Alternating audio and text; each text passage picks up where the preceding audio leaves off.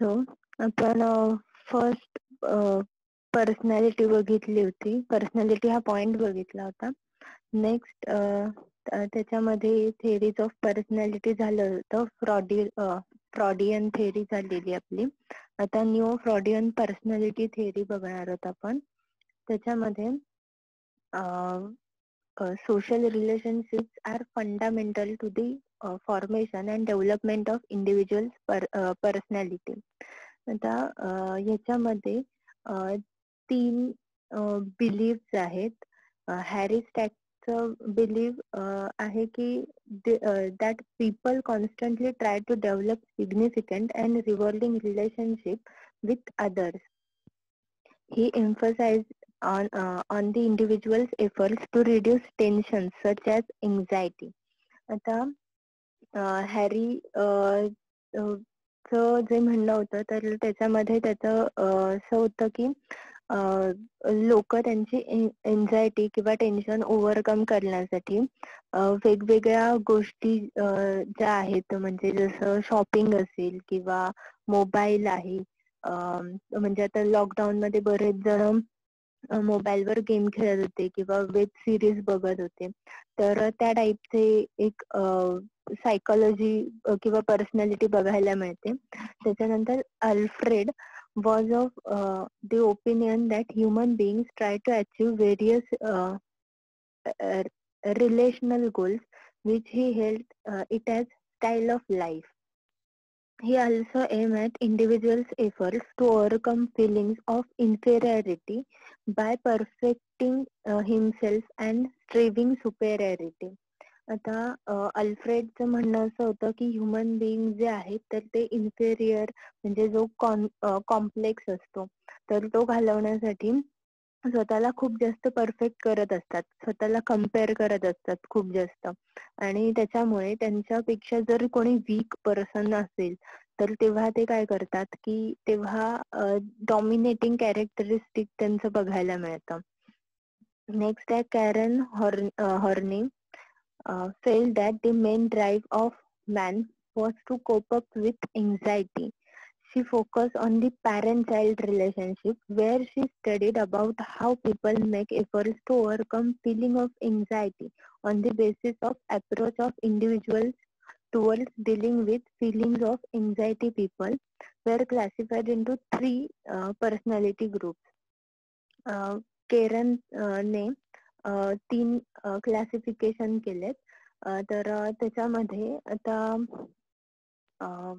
जे ऍटिट्यूड आहे पर्सनचं किंवा एन्झायटी आहे तर ती ओव्हरकम कशी केली जाते, तर त्यांचं बिहेवियर कसं असतं. तर पहिला टाईप आहे complaint type of individual, that is C type. The complaint individuals are those who wish to be involved in group activities. They desire to be loved, wanted, admired, and appreciated. The complaint people are likely to gravitate towards name brand products. आता कस्टमरच्या types मध्ये जर बघितलं तर काही customer जे असतात तर ते ब्रँडेड प्रॉडक्टच हवंय म्हणून सांगतात. ठीक आहे, म्हणजे कुठलंही गोष्ट असेल, साधा पेन जरी घ्यायला गेले तरी ब्रँडेड द्या. ठीक आहे, तर ह्या टाईपचे जे कस्टमर आहेत तर ते कंप्लेंट टाईप इंडिव्हिज्युअल्स मध्ये येतात की त्यांना ब्रँडेड प्रोडक्ट्स हवे असतात. Next aggressive individuals, that is type A. They are those who move against others and try to achieve success, prestige, and admiration. They want to successful and powerful. They desire to excel and see others as competitors. आता बाकीच्यांकडे म्हणजे success आणि power या दोन गोष्टी या लोकांना हव्या असतात आणि बाकीच्यांकडे कॉम्पिटिशन म्हणून बघितलं जातं त्यांच्याकडून. तर साधारण यांचं बिहेवियर असं असतं की जर समजा त्यांनी फिटनेस, त्यांची हेल्थ जी आहे तर ती हेल्थकडे लक्ष द्यायचं ठरवलं किंवा बॉडी बिल्ड करायची ठरवली तर ते लगेच जिम जॉईन करणार, प्रोटीन किंवा सप्लिमेंट्स जे आहेत, तर या सगळ्या गोष्टी करायला लागणार, कारण ते हेल्थ फ्रीक बनतील लगेचच. नेक्स्ट आहे detached individuals, that is type D. They are those individuals who move away from others. They create emotional distance between them and others. They prefer independence, freedom, self-reliance, self-sufficiency, and freedom from obligation. Detach people जे आहे तर त्यांना emotional bonding आवडत नाही. ते completely independent असतात. त्यांचे choices खूप स्पेसिफिक बघायला मिळतात आपल्याला, की एखादा प्रोडक्ट ही गोष्ट म्हणजे फॉर एक्झाम्पल अगदी सोप असेल तरी स्पेसिफिक कंपनीचाच सोप किंवा स्पेसिफिक ब्रँडचाच सोप, किंवा एखादी गोष्ट हवी असेल तर ती नसेल तर ती नको, किंवा मग त्याच्यात जर दुसरा ऑप्शन असेल तर तो तेवढाच. ते ह्या कस्टमरला आपण प्रेडिक्ट नाही करू शकत ह्यांचं बिहेवियर. नेक्स्ट आहे trait theory and personality trait. Trait is distinguishing relatively enduring way in which an individual is different from others. The trait theory is quantitative in nature and focus on the measurement of certain specific traits of characteristics. The trait theories make use of personality tests, scales, inventories to identify and measure individual differences in terms of specific traits. Trade theory मध्ये आता कस्टमरचा acceptance असेल किंवा individual preferences जे आहेत तर ते analyse केले जातात. तर त्याच्यामध्ये पण आता 3 बायफर्गेशन केलेत त्यांनी: कन्झ्युमर इनोव्हेटिव्हनेस, कन्झ्युमर मटेरियलिझम आणि कन्झ्युमर इथनोसेंट्रिझम.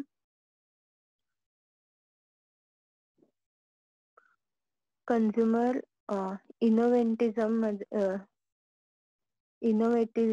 मध्ये consumer इनोव्हेटिव्हनेस means how well consumers react to new product or service so that both customer and marketers are benefited from the right innovation. Consumers who are high on innovativeness are ready to try new products or brand, while consumers who are low in innovativeness are not ready to try out new products or brands. Consumer innovativeness मध्ये काय आहे की consumer जे आहे तर त्यांचं perception किंवा perspective काय आहे की नवीन प्रॉडक्ट किंवा सर्व्हिस मार्केटमध्ये आल्यानंतर त्यांचं ते बाय करतायत की इग्नोर करतायत, किंवा त्यांना हाय रिस्क वाटते ते परचेस करताना. तर हे त्यांचं बाईंग बिहेवियर झालं. जर नवीन प्रोडक्ट्स किंवा सर्व्हिसेस ट्राय करायला आवडत असतील तर असा कंझ्युमर जो आहे तर तो काय करणार आहे, नवीन नवीन ब्रँड आहेत किंवा प्रोडक्ट आहेत तर ते ट्राय करून बघणार आहे. नेक्स्ट आहे consumer मटेरियलिझम. Consumer materialism is a personality trait that distinguishes between individuals who consider possession as important for their identities and lives, and those whom possessions are secondary. Individuals who are high on materialism believe in showing off worldly possessions like car, bungalow, jewelry, which are very important for their identities and lives. Individuals who are low on materialism feel the worldly possessions like expensive cars, jewelry, etc. are secondary in lives. Uh, According to research, materialistic people are self-centered and selfish. They want a lifestyle full of possessions.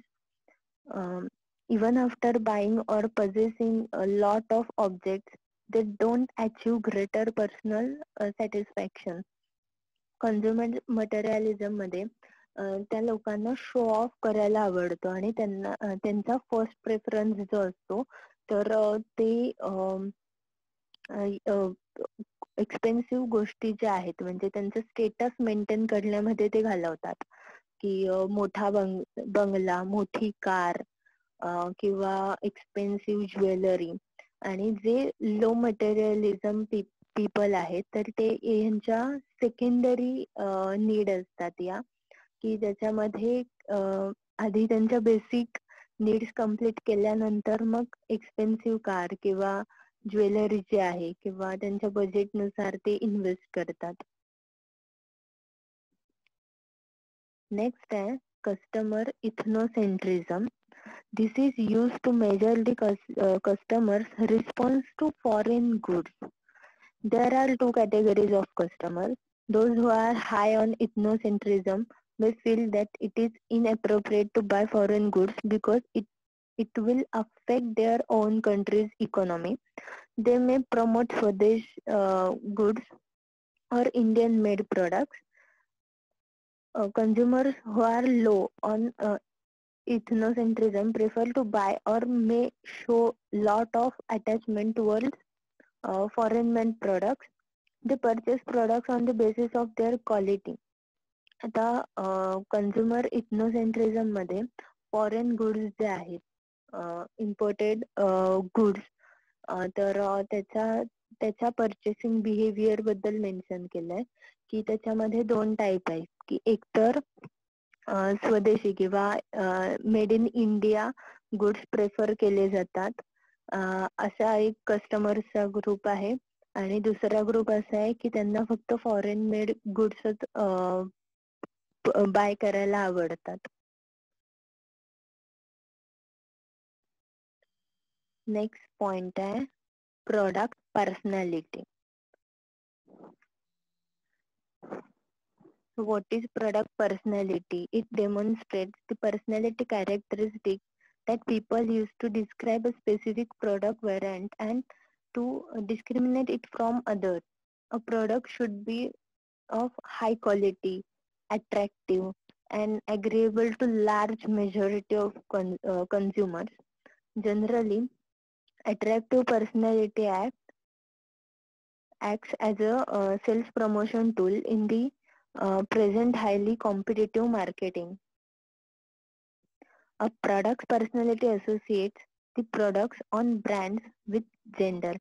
आता product personality मध्ये काय की personality characteristics ज्या आहेत तर त्या खूप जास्त अफेक्ट करतात वाईल मेकिंग पर्चेसिंग डिसिजन. आणि काही प्रोडक्ट्स जे आहेत तर ते त्याच जेंडरचे किंवा त्याच एज ग्रुपचे लोक जे आहेत तर ते परचेस करतात. तर ते झालं प्रोडक्ट पर्सनॅलिटी. आता त्याचे जे एक्झाम्पल आहेत तर Raga from Titan is considered to be feminine. की त्यांचे जे प्रोडक्ट आहे तर ते फिमिनाईन प्रोडक्ट म्हणूनच कन्सिडर केलं जातं. त्याच्यानंतर फूड प्रोडक्ट्स किंवा होम केअर प्रोडक्ट्स आहेत तर ते वुमन सेंट्रिक असतात की वुमन किंवा फिमेनाईन कन्सिडर करू शकतो की त्यांना कन्व्हिन्स कसं होईल किंवा त्या कारण इंडियन कल्चर मध्ये आपण बघतो की विमेन ज्या आहेत तर त्या ह्या सगळ्या गोष्टी बघत असतात. होम केअर प्रोडक्ट्स असतील किंवा फूड प्रोडक्ट्स असतील तर त्याच्यामुळे त्यांचं पर्चेसिंग डिसिजन जे आहे तर ते इन्फ्लुएन्स कसं होईल तर त्याच्यावर डिपेंड असतं. नेक्स्ट आहे हिरो होंडा बाईक्स कन्सिडर केल्या तर त्या मस्क्युलाईन कन्सिडर केल्या जातात की प्रोबॅबली मेल जे आहेत तर ते हे प्रोडक्ट परचेस करतात. Brand personification. Brand personification is done when consumers attribute character similar to human being to a brand. It is projective technique to think about a brand if it is an individual who is using descriptions like masculine, feminine, traditional, safe or assertive. It distinguishes the brand from the competitors and creates favorable attitudes and higher purchase intentions. Brand personification helps in differentiating brands mainly when all the brands are offering same type of products. आता brand personification मध्ये सुद्धा मस्क्युलाइन किंवा फिमेनाईन product जर consider करायचे झाले तर आता face cream, ठीक आहे. तर फेस क्रीम मध्ये आता कॉमन किंवा पॉप्युलर ब्रँड कन्सिडर करायचं झाला तर फेअर अँड लवली, ठीक आहे. तर फेअर अँड लवली मध्ये त्यांनी 2 टाईप केले, Fair and Lovely for feminine and Fair and Handsome for masculine, ठीक आहे. म्हणजे ब्रँड पर्सोनिफिकेशन की त्यांनी स्पेसिफाय केले ते ब्रँड. त्याच्यानंतर सोप जे आहेत तर किंवा शॅम्पू जे आहेत तर त्याची ऍडव्हर्टाइजमेंट करताना सुद्धा ते फिमेनाईन आहेत की युनिसेक्स यूज साठी आहेत, तर ते सुद्धा ते स्पेसिफाय करून त्याची ऍडव्हर्टाइजमेंट करत असतात. तर इथे एक्झाम्पल आहे, Liril represented the personality that is energetic, refreshing and vibrant. आणि Coca-Cola as a friendly, charming and elegant. ठीक आहे. म्हणजे प्रोडक्ट काय रिप्रेझेंट करतं त्याची पर्सनॅलिटी. नेक्स्ट पॉइंट आहे self concept. Self concept means the desire to attain self-consistency and the desire to enhance one's self-esteem. Consumers prefer to buy products or services and patronize retailers that closely related to their own self-image. Consumers purchase goods and services which according to them have similar image and closely corresponds to their self-image. आता ह्याच्यामध्ये self concept मध्ये consumer जे आहेत तर ते काही specific shops आहेत किंवा स्पेसिफिक पर्सन आहेत तर त्यांच्याचकडून प्रोडक्ट किंवा गुड्स किंवा सर्व्हिसेस परचेस करतात. त्यांना सेल्फ इमेज खूप जास्त इम्पॉर्टंट असते. आता ह्याच्यामध्ये त्यांचं स्टेटस येऊ शकतं किंवा त्यांची लाईफस्टाईल सुद्धा येऊ शकते की फॉर एक्झाम्पल जर त्यांना कपडे शिवायचे असतील तर कपडे शिवणारा टेलर त्यांचा ठरलेला असतो की त्यांच्या स्पेसिफिकेशन नुसार त्यांच्या इमेजला सूट होतील असे कपडे तो शिवून देतो. तर त्यांचे प्रेफरन्सेस खूप जास्त स्ट्रॉंग असतात. ह्याच्यामध्ये मल्टिपल सेल्स बघूया. According to researcher, instead of considering an individual as a single self, it would be appropriate to think of consumers having multiple selves. The behavior of an individual is said to have multiple selves as a single consumer will act in different way with different persons and in different situations. आता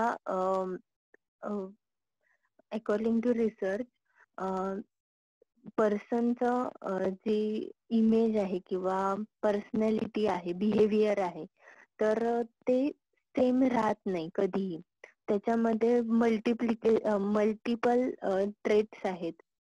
आता consider करायचं झालं तर तुमचंच example consider करा की तुम्ही कॉलेजमध्ये येता तेव्हा लेक्चरला कसे असता, त्याच्यानंतर तुम्ही कॉलेजच्या बाहेर पडल्यानंतर तुमच्या फक्त फ्रेंड्स सोबत कसे असतात, तुमचे स्कूल फ्रेंड्स असतील, कॉलेज फ्रेंड्स असतील, तुमच्या पॅरेंट्स समोर कसे असतात, तुम्ही स्टाफ रूम मध्ये साईन वगैरे घ्यायला येता तर तेव्हा तुमचं बिहेवियर कसं असतं किंवा शेजाऱ्यांसोबत बोलताना तुम्ही कसे बोलत असता. तर हे तुमचं बिहेवियर जे आहे तर ते चेंज होत असतं की फ्रेंड सोबत एकदम इन्फॉर्मल बिहेवियर असतं, ठीक आहे. तेच पॅरेंट्स किंवा टीचर्स समोर आपण जरा अदबीने बसतो किंवा रिस्पेक्ट देऊन बसतो.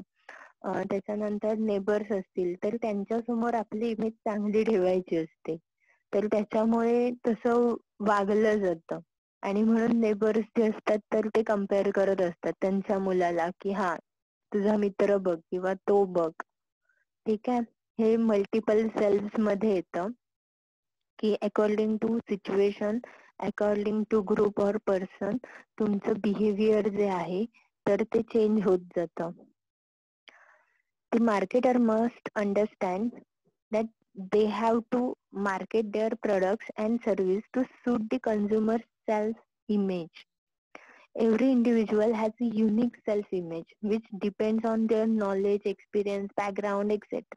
An individual self-image consists of personality traits, skills, habits, behavior, possessions, etc. Researchers may say that an individual can possess any of the following self-images. First one is a actual self-image, how consumers see themselves. Actual self-image मध्ये consumer किंवा तो person जो आहे तर तो स्वतःची image म्हणजे स्वतःला काय समजतो, त्याचं अंडरस्टँडिंग लेवल काय आहे. आपण मॅस्लो की हायरार्की, मॅस्लो नीड थेअरी बघितलीये तर त्याच्यामध्ये जे सेल्फ इस्टीम आहे तर सेल्फ इस्टीम मध्ये इंडिव्हिज्युअल जो आहे तर तो स्वतःला व्यवस्थित ओळखत असतो. किंवा जोहरी विंडो बघितल्या तर त्याच्यामध्ये I know and you know किंवा I know you don't know हे जे एरिया जे आहेत तर त्याच्यानुसार त्या पर्सनचे ऍक्च्युअल इमेज काय आहे किंवा त्याची आयडेंटिटी काय आहे. नेक्स्ट आहे social self image, how consumers feel other see them. पर्सनला बाकीचे त्याच्याकडे काय म्हणून बघतात तर ह्याचा सुद्धा विचार केला जातो. आता सेल्फ इमेज मध्ये वेगवेगळ्या व्हरायटी असू शकतात की इंडिव्हिज्युअल ज्या ग्रुपमध्ये वावरेल तर त्यानुसार त्याचे ड्रेसिंग सेन्स आणि चॉईसेस चेंज होत जाणार. फ्रेंड सोबत असताना टी शर्ट जीन्स किंवा टॉप जीन्स असे क्लोथ जे आहेत तर ते प्रेफर केले जातील की कारण तिथली इमेज चेंज होती. तेच कॉलेजमध्ये आल्यानंतर तुमचा युनिफॉर्म किंवा ड्रेस कोड जो आहे तर तो वेअर करणार. सोशल सेल्फ इमेज मध्ये तुम्ही प्रोफेशनल कोर्सला जाता तर त्याच्यामुळे ती आयडेंटिटी रिफ्लेक्ट झाली पाहिजे किंवा ते इम्प्रेशन पडलं पाहिजे. त्याच्यामुळे हळूहळू तुमचं बाईंग बिहेवियर जे आहे तर ते चेंज होत जाणार आहे. की तुम्हाला माहितीये की लोक तुमच्याकडे काय बघतात, की तुमची आयडेंटिटी काय आहे. त्याच्यानंतर आहे expectation, expected self image, how consumers expect to see themselves at some specified future time. आता एक्सपेक्टेड सेल्फ इमेज मध्ये तुम्ही स्वतःला मॅनेजरियल लेवलला जर कन्सिडर करत असतात, आता तुम्ही बॅचलर करताय तर मॅनेजरियल लेवलला पोहोचेपर्यंत तुम्ही जे पोहोचण्यासाठी तुम्ही जे नॉलेज किंवा एक्सपिरियन्स घ्याल तुमचा फ्युचर प्लॅन ठरलाय. पण मग त्याच्यामुळे तुमचं पर्सनॅलिटी ट्रेट जे आहेत तर ते चेंज होणार आहेत. की तुमचं बाईंग बिहेवियर आहे, सोफिस्टिकेशन आहे, त्याच्यानंतर तुमचे परचेसिंग स्टाईल जी आहे, कम्युनिकेशन आहे, तर ह्या सगळ्या मेथड हळूहळू चेंज होणार आहेत. नेक्स्ट आहे ideal self image, how consumers would like to see themselves. ह्याच्यामध्ये आयडॉल पण असू शकतात किंवा त्यांचे एक्सपेक्टेशन पण असू शकतात की आत्ताची माझी इमेज किंवा आयडेंटिटी जी आहे तर ती मला कशी बनवायची आहे किंवा मला कोणासारखं बनायचं आहे. तर त्याच्यामुळे आपल्यापैकी बरेच जण आता फिल्म ऍक्टरला फॉलो करतात किंवा ऍक्ट्रेसला फॉलो करतात किंवा क्रिकेटर्स असतील. बरीच लोक आहेत किंवा काही जण खरंच सोशल वर्कर आहेत काही किंवा बिझनेस पर्सन्स आहेत तर त्यांना फॉलो करत असतात की मला यांच्यासारखं बनायचंय. मग ती इमेज जी आहे तर ती क्रिएट होत जाते, बिल्ड होते माइंड मध्ये की मला असं व्हायचंय, तर त्याच्यामुळे जे बाईंग बिहेवियर जे आहे तर ते सुद्धा चेंज होत जातं. किंवा नेचर आहे किंवा जनरल बिहेवियर जे आहे तर ते सुद्धा चेंज होतं. नेक्स्ट आहे ideal social self image, how consumers would like to others to see them. कन्झ्युमरला किंवा पर्सनला लोकांनी माझ्याकडे काय म्हणून बघावं हे जे त्याचं परसेप्शन असतं ते सुद्धा कन्सिडर केलं जातं. तर ह्याच्यामध्ये आपण असं कन्सिडर करूया की आपण ऍड वगैरे बघतो की त्याच्यामध्ये कोणाला तरी डॉमिनेट केलेलं असतं आणि मग तो पर्सन जो आहे तर तो पुढे जाऊन स्टडी वगैरे करतो आणि मग IAS किंवा एक्झाम देऊन ऑफिशियल लेवलला जातो. तर हे काय आहे की आयडियल सोशल सेल्फ इमेज, की त्यांनी त्याची इमेज जी आहे तर ती चेंज केली. तर हे डिफरंट सेल्फ इमेजेस आहेत. The consumers choose those products as their best choice which matches their personal images. The knowledge of different types of self-images of the consumer will help the marketer to build appropriate marketing strategy programs. Application of consumer self-image enable the marketers to the market in which product can be targeted. The marketer can conduct market segmentation programs with reference to specific consumer self-image, and then accordingly uh, position their products or service to suit the consumer social status and lifestyle in varied products and categories.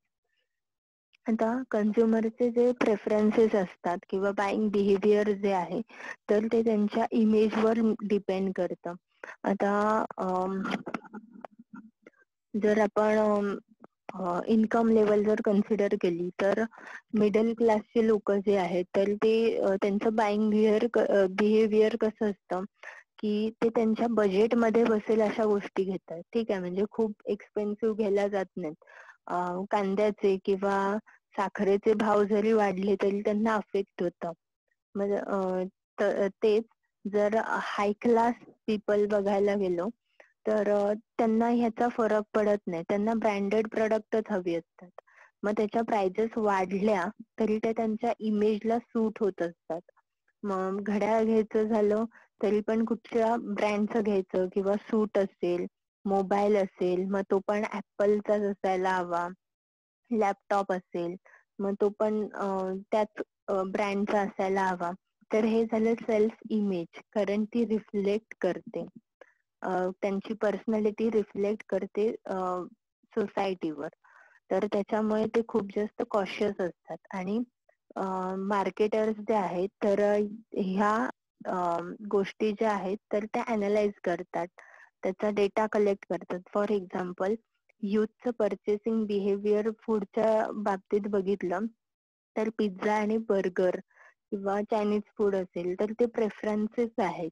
तर त्याच्यानुसार मार्केटमध्ये असे बरेच stall, cafes open होत आहेत. ठीक आहे, कारण ते बाईंग बिहेवियर आहे त्या स्पेसिफिक एज ग्रुपचं. किंवा क्लोथ मध्ये परचेसिंग बिहेवियर बघितलं तर फिमेनाईन परचेसिंग जास्त आहे किंवा त्यांच्या रिलेटेड प्रोडक्ट्स खूप जास्त आहेत. कारण खरेदी स्त्रिया खूप जास्त करतात किंवा त्यांचे चॉईसेस खूप जास्त असतात. तर ह्या गोष्टी ज्या आहेत तर तो मार्केटर अनालाइज करतो आणि त्याच्यानुसार ते प्रोडक्ट्स किंवा सर्व्हिसेस जे आहेत तर ते मार्केटमध्ये आणतात. ठीक आहे, नेक्स्ट आहे कन्झ्युमर परसेप्शन. हे आपण नेक्स्ट लेक्चरला बघूया. थँक्यू.